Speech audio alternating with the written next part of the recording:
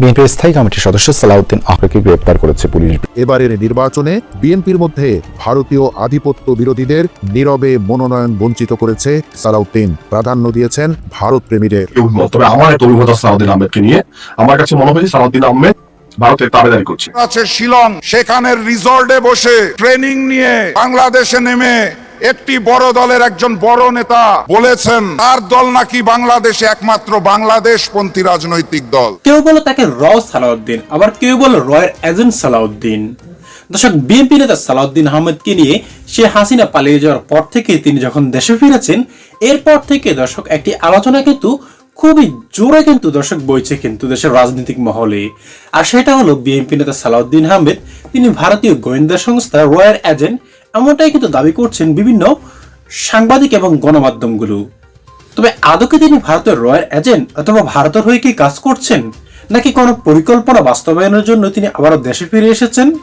হ্যাঁ দর্শক, সেটার বিস্তারিতই কিন্তু আজকে আপনাদের একেবারে খুবই গুরুত্বপূর্ণ একটি রিপোর্টের মাধ্যমে একেবারে প্রমাণ আমরা দেখাবো। তার জন্য আপনাকে ধৈর্য ধরে সম্পূর্ণ ভিডিওটি কিন্তু শেষ পর্যন্ত কন্টিনিউ করতে হবে। তবে কিন্তু এই সালাউদ্দিন আহমেদের কিন্তু আসল বিস্তারিত তথ্যগুলি আপনারা একেবারে স্পষ্টভাবে কিন্তু জানতে পারবেন, এবং আদৌ তিনি কার হয়ে কাজ করছেন, কিভাবে দেশের মধ্যে কি পরিকল্পনা বাস্তবায়ন করছেন দর্শক, সেটার বিস্তারিত কিন্তু জানতে পারবেন। তাই আপনার কাছে দর্শক এতটুকুই অনুরোধ থাকবে যে আজকের এই সম্পূর্ণ রিপোর্টটি একেবারে শেষ পর্যন্ত দেখে ভিডিওতে একটি লাইক দিয়ে সুন্দর একটি কমেন্ট করে যাবেন। তাই আগে চলুন দর্শক আপনাকে সেই রিপোর্টটি আগে দেখিয়ে নিয়ে আসি, তারপর আরো বিস্তারিত কথা বলবো সালাউদ্দিন আহমেদ সম্পর্কে। তাকে বলা হয় সংগ্রামী, নির্বাসন থেকে ফিরে আসা এক নায়ক। তবে গোয়েন্দা জগতের অন্ধকার করিডোরে বিএনপির সাবেক সংসদ সদস্য ও প্রবীণ রাজনীতিবিদ সালাউদ্দিন আহমেদের জন্য ব্যবহৃত হয় ভিন্ন এক নাম। বছরের পর বছর এদেশের সাধারণ মানুষকে শোনানো হয়েছে এক করুণ গল্প। সালাউদ্দিন আহমেদ নিখোঁজ হয়েছিলেন, পরে ভারতে পাগলের মতো ঘুরে বেড়ানো অবস্থায় তাকে পাওয়া যায়। এরপর দেশে ফিরতে আইনি জটিলতা মিলিয়ে দীর্ঘ লড়াই করেছেন বিএনপির এই নেতা। আমাদেরকে বলা হয়েছিল এভাবেই, তাই তো কয়েক বছর সহানুভূতি নিয়ে এদেশের মানুষ অপেক্ষা করেছে সালাউদ্দিনের ফিরে আসার। কিন্তু আমাদের হাতে আসা প্রমাণ ইঙ্গিত দিচ্ছে আমরা কোনো দেশপ্রেমিক, সংগ্রামী কিংবা ভুক্তভোগীর জন্য অপেক্ষা করছিলাম না, আমরা অপেক্ষা করছিলাম একজন অ্যাসেটের জন্য। দেশে এখন আর বিদেশি মাল নাই। গুপ্তচর দুনিয়ায় একজন এজেন্টকে লুকিয়ে রাখার সবচেয়ে নিরাপদ জায়গা বাংকার নয়, বরং একটি আদালত। ভারতে বছরের পর বছর ধরে চলা আইনি অনিশ্চয়তা সালাউদ্দিন আহমেদের জন্য কোনো শাস্তি ছিল না, সেটি ছিল এক ধরনের নিশ্চিত বসবাস।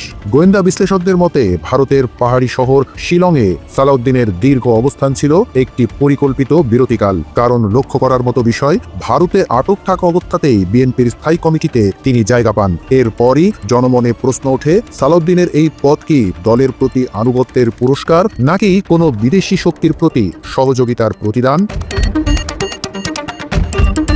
প্রশ্ন উঠতে পারে, শিলংয়ে আপ্যায়ন করার জন্য কেন সালাউদ্দিনকেই বেছে নেওয়া হলো? কারণ ডিপ স্টেট সবসময় দুর্বলতা খোঁজে, আর সালাউদ্দিন আহমেদের অতীত সেই সুযোগটি করে দেয়। 2008 সালে 1 কোটি টাকা ঘুষ নেওয়ার অভিযোগে দুর্নীতির মামলায় 7 বছরের সাজা হয় বিএনপির এই নেতার। সালাউদ্দিনের আর্থিক দুর্বলতাকেই টার্গেট করে ভারতীয় গোয়েন্দা সংস্থা। সালাউদ্দিন ভারতে থাকা অবস্থায় বিএনপি দাবি করে হাসপাতালে অসুস্থ হয়ে ভর্তি ছিলেন এই নেতা, অথচ ওই সময়ে সালাউদ্দিনকে নিয়মিতভাবে শিলংয়ের সরকারি রাজভবনের কাছে একটি সেফ হাউসে নেওয়া হতো, যেখানে ভারতীয় গোয়েন্দা সংস্থা রিসার্চ উইং এর সাথে দেশটির শীর্ষ পর্যায়ের কর্মকর্তাদের ব্রিফিং চলত নিয়মিতই। প্রকৃতপক্ষে ভারতে আটক থাকার ফলে বিএনপির সাবেক এই যুগ্ম মহাসচিব মূলত আরও নিরাপদ ছিলেন, কারণ সালাউদ্দিন ভারতের যেখানে ছিলেন সেখানে এমন সব বার্তা আদান প্রদান করা যেত যা এনক্রিপ্টেড যোগাযোগেও পাঠানো নিরাপদ ছিল না। আসলে তিনি কোনো বন্দী ছিলেন না, তিনি ছিলেন শুধু একটি বার্তা বহনের মাধ্যম। আরেকটি বিষয় লক্ষণীয়, সালাউদ্দিন আহমেদ বাংলাদেশে ফিরেছেন আদালতের মুক্তির দিনে নয়, তিনি ফিরেছেন তখনই যখন তার আশ্রয়দাতারা মনে করেছেন এটা উপযুক্ত সময়। কিন্তু কেন তখন? কারণ দেশের পরিবর্তিত সময়ে স্বাভাবিকভাবেই সামনে ছিল জাতীয় নির্বাচন। বিভিন্ন সূত্রের দাবি, বিএনপির স্থায়ী কমিটিতে তার ভূমিকা এখন আর শুধুই নীতি নির্ধারণে থেমে নেই। মূলত দলে কে জায়গা পাবে আর কে পাবে না তার পুরোটাই ঠিক করেন সালাউদ্দিন। এমনকি সংসদ নির্বাচনের সম্ভাব্য প্রার্থীদের যাচাই বাছাইয়ের দায়িত্ব পালন করেন ভারত থেকে ট্রেনিং নিয়ে আসা এই নেতা। সেই সুযোগে এবারের নির্বাচনে বিএনপির মধ্যে ভারতীয় আধিপত্য বিরোধীদের নীরবে মনোনয়ন বঞ্চিত করেছে সালাউদ্দিন। প্রাধান্য দিয়েছেন ভারত প্রেমীদের। আমরা তো দোয়া চাই, আমরা বেক্ষণ দোয়া করছিলাম না তো লাই বাঁচিয়েছি, আল্লাহ বাঁচা রেখে। আমাদের হাতে আসা নথি থেকে জানা যায় সালাউদ্দিনের কাছে একটি যৌথ সীমান্ত ব্যবস্থাপনা কর্তৃপক্ষের খসড়া প্রস্তাব রয়েছে। এই প্রস্তাব সন্ত্রাস দমনের অজুহাতে বাংলাদেশের ভূখণ্ডের অনেক ভেতরে ভারতীয় নিরাপত্তা বাহিনীকে কার্যত ক্ষমতা দেওয়ার বিশেষ সুযোগ তৈরি করবে। আসলে শিলংয়ে যেই সালাউদ্দিন গিয়েছিলেন, ফিরে আসা মানুষের সাথে তার অনেক তফাৎ। আজকের সালাউদ্দিন আহমেদ যেভাবে অভিজ্ঞ রাজনীতিবিদদের মতো বক্তব্য রাখেন, তার চিত্রনাট্য লেখা হয়েছে সীমান্তের ওপারে। তিনি বাংলাদেশের তৃণমূল মানুষের কথা বলছেন না, প্রকৃতপক্ষে বাস্তবায়ন করছেন তথাকথিত শিলং প্রটোকল। সালাউদ্দিন আহমেদের প্রভাবে থাকা কোনো দলকে ভোট দেয়া মানে শুধু নতুন সরকার বেছে নেওয়া নয়, একটি শিয়ালকে মুরগির খাঁচায় ঢোকার অনুমতি দিয়ে দরজা খুলে চাবিটাও তার হাতেই তুলে দেওয়ার মতো অবস্থা। আমি জানি না কার কি অভিমত, তবে আমার একটা অভিমত সালাউদ্দিন আহমেদকে নিয়ে। আমার কাছে মনে হয় সালাউদ্দিন আহমেদ ভারতের তাবেদারি করছে। আমাদের অনেকেরই প্রশ্ন আছে যে বঙ্গবন্ধু হত্যার পরে ৭৫ সালে যেখানে শেখ হাসিনা জার্মানি ছিল, উন্নত একটা রাষ্ট্রে ছিল, সেখান থেকে কেন আসলে সে ভারত চলে আসে এবং ৮০ সাল পর্যন্ত সে দীর্ঘ ৬ বছর ভারতে আসলে কি করেছে, ভারতে কার শেল্টার ছিল, কোথায় ছিল। এবং এটা নিয়ে অনেকেই ধারণা করে যে শেখ হাসিনা এই ৬ বছর রয়ের তত্ত্বাবধানে ট্রেনিং নিয়েছে এবং বাংলাদেশে এসে রয়ের পারপাস সার্ভ করেছে। আচ্ছা, ওই ব্যাপারটা নিয়ে কথা বলবেন। ২০১৫ থেকে ২৪ সাল পর্যন্ত সালাউদ্দিন আহমেদের ভারতে থাকা নিয়ে কথা বলবেন না? এটা নিয়ে তো বিস্তারিত কোনো তথ্য আমরা জানি না। উনি কি ভারতের এজেন্ট না? উনি কি রয়ের এজেন্ট না? আপনি সেটা কিভাবে নিশ্চিত হবেন? সালাউদ্দিন আহমেদ কিভাবে গেলেন? সালাউদ্দিন আহমেদ ২০১৫ সালে উত্তরা থেকে গুম হলেন এবং গুম হওয়ার ৬২ দিন পরে উনি ভারতের শ্রীলংয়ে মাতাল অবস্থায় ঘোরাফেরা বা হাঁটাচলা করছিলেন এবং স্থানীয় পুলিশ তাকে গ্রেপ্তার করে এবং পরবর্তীতে অবৈধ অনুপ্রবেশের দায়ে তার বিরুদ্ধে মামলা করে এবং সেই মামলায় সে জেল খাটে। সে জেল খেটেছে না 5 স্টার হয়েছিল সেটা যদিও আমরা এখন জানি না।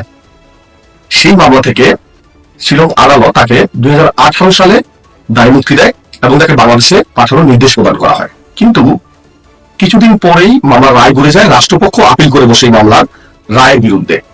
আবার মামলা শুরু হয় এবং সেই ফাইনালি ২০২৩ সালের ফেব্রুয়ারিতে সেই মামলার রায় আবার আমাদের পক্ষে যায় এবং তিনি বাংলাদেশে আসার সকল বাধা অতিক্রম করে বাংলাদেশ আসার জন্য উনি ভারত আদালতের অনুমতি পেয়ে যান।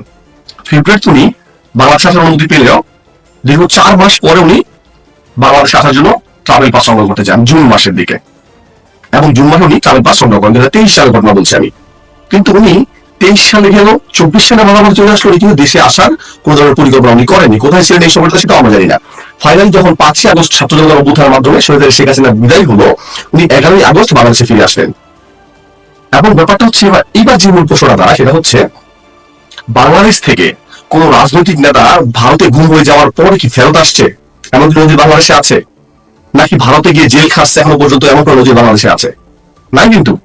যদিও ভারতের স্বরাষ্ট্র মন্ত্রণালয়ের দাবি অনুযায়ী বাংলাদেশ থেকে গত 13 বছরে প্রায় 11,000 লোক ভারতের জেলে ভারতে অনুপ্রবেশ করেছে এবং ভারতের জেলে বন্দী আছে। কই তারা থেকে ফ্রন্ট লাইনে আসে নাই?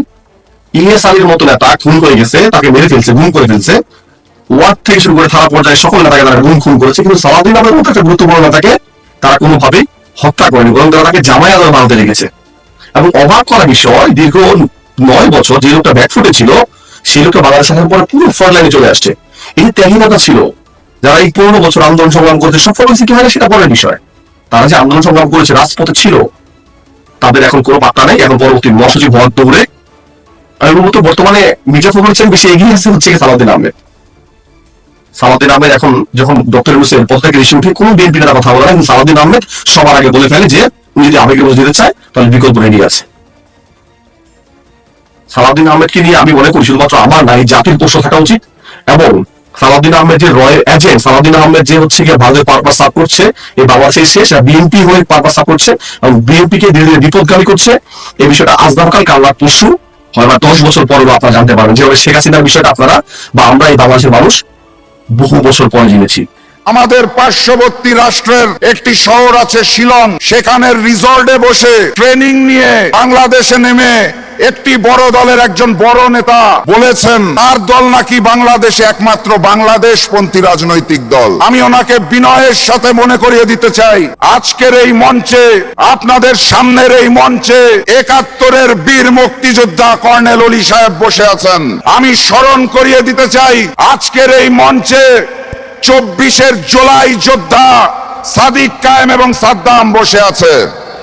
যেই মঞ্চে ৭১ এবং ২৪ মিলিত হয়, সেই মঞ্চকে আগামী দিনের প্রধানমন্ত্রী ডক্টর শফিকুর রহমান ঐক্যবদ্ধ বাংলাদেশ হিসাবে ঘোষণা দিয়েছেন। অতএব ঢাকা ৭ আসনে দাঁড়িপাল্লাকে জয়যুক্ত করে আমরা এই আসনটি আগামী দিনের প্রধানমন্ত্রী ডক্টর শফিকুর রহমানকে উপহার দেব ইনশাআল্লাহ। ওই দলকে স্পষ্ট ভাষায় জানিয়ে দিবেন, এটাই ঐক্যবদ্ধ বাংলাদেশ, এটাই বাংলাদেশ, এটাই আগামীর বাংলাদেশ, ইনসাফের বাংলাদেশ ইনশাআল্লাহ।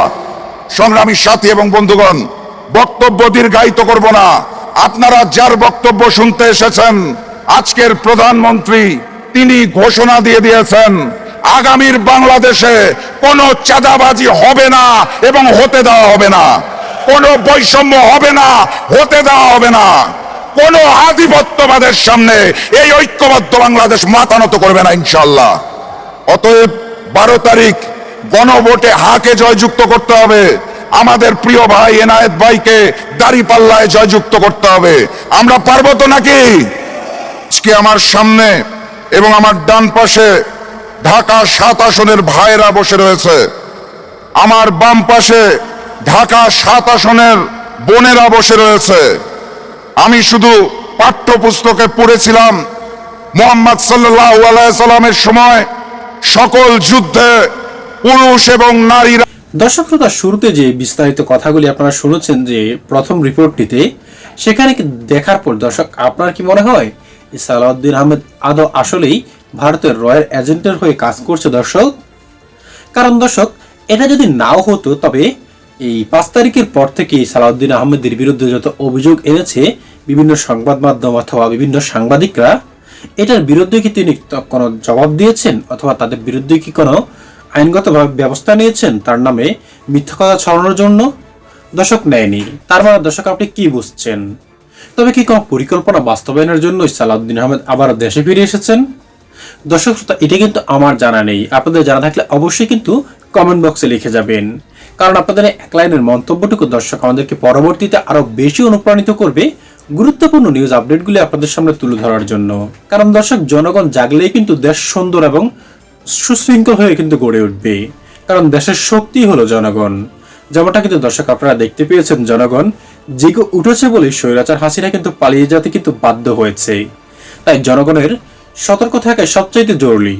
কথা বাড়িয়ে মূল্যবান সময়টুকু আর নষ্ট করবো না দর্শক। আজ এ পর্যন্ত, সকলে অনেক ভালো থাকবেন। খোদা হাফেজ।